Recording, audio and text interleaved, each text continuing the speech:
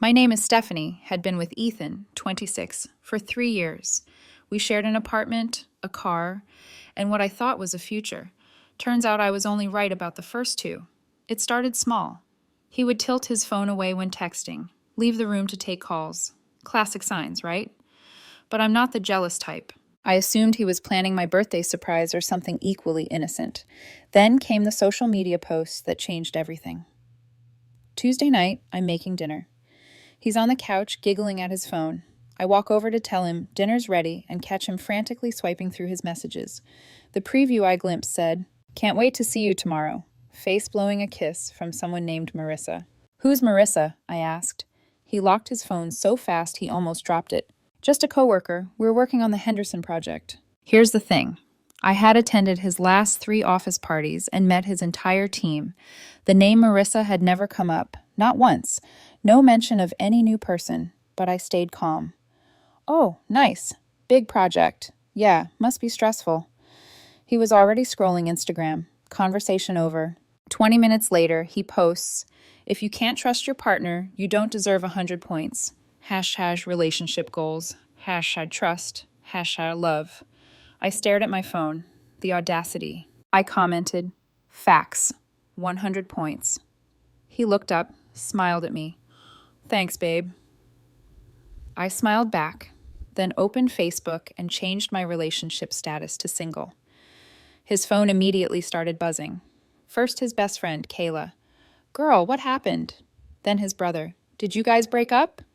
Then his mom. "Ethan, call me!" crying. His face went from confused to panicked to furious in about 3 seconds. "What the hell did you just do?" "Trusted my instincts," I said, still eating my pasta.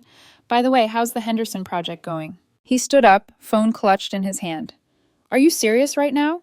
You're ending our relationship over a Facebook status?" "No, I'm ending it over Marissa." The color drained from his face. "I told you she's just—" "You've never mentioned Marissa, Ethan, not once. I thought I knew your whole team. Try again." He made his Instagram private within the hour, but by then, screenshots were already circulating. His own post about trust with my comment, immediately followed by our breakup. His friends were messaging me for details. I kept it simple. I asked about Marissa. The truth was worse than I thought. It's been 2 weeks since I changed my status and everything exploded. After the initial blow-up, Ethan stayed with his brother. He came by twice to get clothes, both times thinking I wasn't home. The second time, he must have been in a hurry, because he left his iPad on the couch, not just unlocked, but open to his email inbox. I wasn't snooping, I was just cleaning up. But the subject lines were impossible to ignore. "Can't stop thinking about last night. Room 412 Friday." Room 412. A hotel room. I didn't read the emails themselves, didn't need to, but I did take a photo of the screen for the lawyers. Oh, and did I mention we were both on the lease? The car loan is in both our names. A quick look at our joint savings account showed he'd been using it to fund his little adventures. Here's where it gets interesting. Remember how he made his Instagram private? Well, he forgot about LinkedIn. And guess who updated their job title to marketing director at Henderson Industries 2 months ago? Marissa Henderson, daughter of the CEO. Her spouse found out the same day I did. Ethan's best friend, Kayla, in a moment of panic, messaged a mutual acquaintance who loved gossip. "Do you know a good couples therapist for a friend going through a rough time?" That acquaintance was friends on Facebook with Marissa's sister-in-law. The sister-in-law saw the messages, put 2 and 2 together based on rumors she'd already heard, and made the call. Marissa's husband, Andrew, called me. We met for coffee. Turns out this wasn't her first affair, but it was her last. He had been suspicious for months, preparing for divorce. My situation just gave him the final concrete proof he needed to pull the trigger. The funniest part? Ethan started posting motivational quotes about new beginnings and removing toxic people from your life. Girl, you were the toxic person. She tried to play the victim. 3 weeks after everything went down, Ethan went nuclear. He posted a long Facebook essay about emotional abuse, gaslighting, and controlling behavior. Without naming me, he painted her as a victim who finally escaped a toxic relationship. The post got over 200 reactions. People who didn't know the full story started reaching out with support. Some mutual friends even stopped talking to me. One blocked me entirely. I stayed quiet. Andrew, Marissa's husband, advised me to document everything but not engage. "Let her dig her own grave," he said. And dig she did. Stephanie kept one crucial detail. The car we co-owned had a dash cam with cloud storage I could still access. Curious, I checked the archives the day after our breakup and found a very interesting video from about a month prior. Marissa and Ethan in our car in our assigned parking spot at 2 a.m. The audio was illuminating. "I can't keep doing this," Marissa said. "The guilt is killing me." "Just be patient," Ethan replied. "I told Andrew I want a divorce. The lawyers are just starting. Once it's in motion, we could be together officially." "But what about my name? What about him? You said himself he's boring, too focused on his career, doesn't appreciate you." "I've been working overtime to save for the engagement ring in my sock drawer. But sure, too focused on my career." I didn't post the video, but I sent it to my lawyer. And when Andrew's divorce lawyer subpoenaed evidence of Marissa's infidelity, discovery was a beautiful thing. Suddenly, Marissa's story began to crumble. Marissa threw Ethan under the bus completely, claiming she pursued him and he tried to end it multiple times. She provided texts where he threatened to tell his husband if he left her. Their co-workers at Henderson Industries were subpoenaed as witnesses. Everyone knew. They'd been hooking up in his office, using company credit cards for hotel rooms. HR, faced with a mountain of evidence involving the CEO's daughter, had no choice but to launch a formal investigation. Both were fired. It's been 2 months now. The dust has mostly settled, but there was one last surprise. Ethan had been staying with his parents after losing his job. His mom called me last week, crying.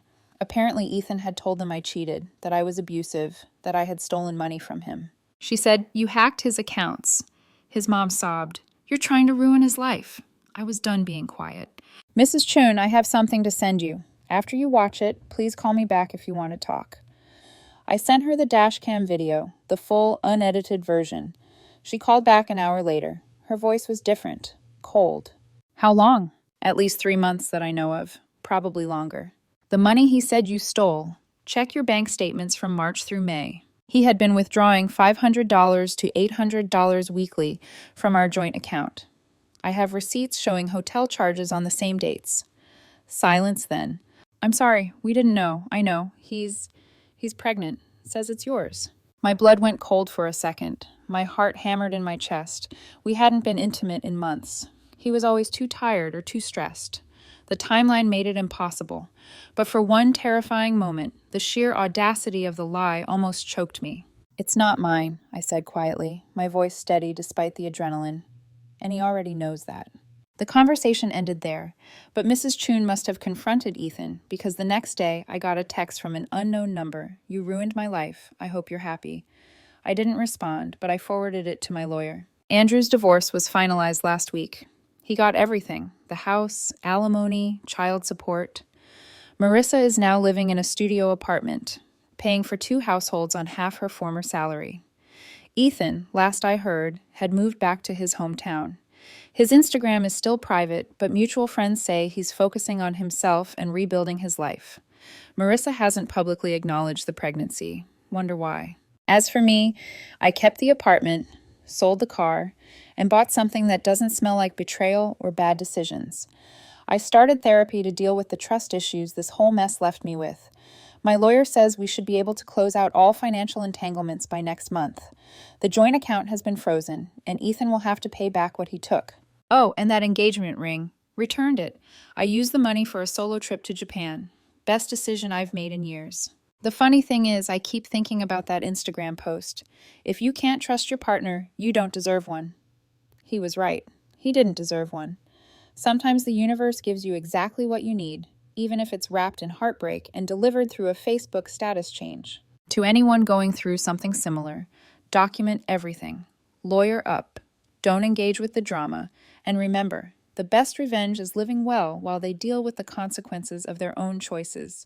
Trust your gut. It knows things your heart doesn't want to admit. Edit.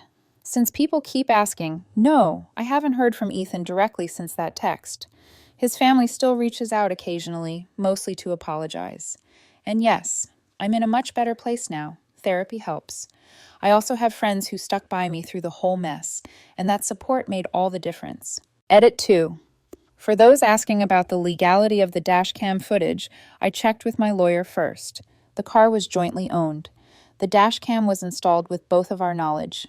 Ethan even used it once when someone dinged our door. In our state, only one party needs to consent to recording in a private vehicle if they're the owner. The footage wasn't made public, only shared with relevant legal parties. Always check your local laws before recording anything. Final thought. I know some of you think I should have confronted him directly when I first saw the messages. Maybe you're right. But when someone shows you who they are, someone who can look you in the eye while lying, who can post about trust while actively betraying yours, confrontation just gives them a chance to gaslight you further. Sometimes the best response is to simply remove yourself from the equation and let the truth come out on its own. It always does.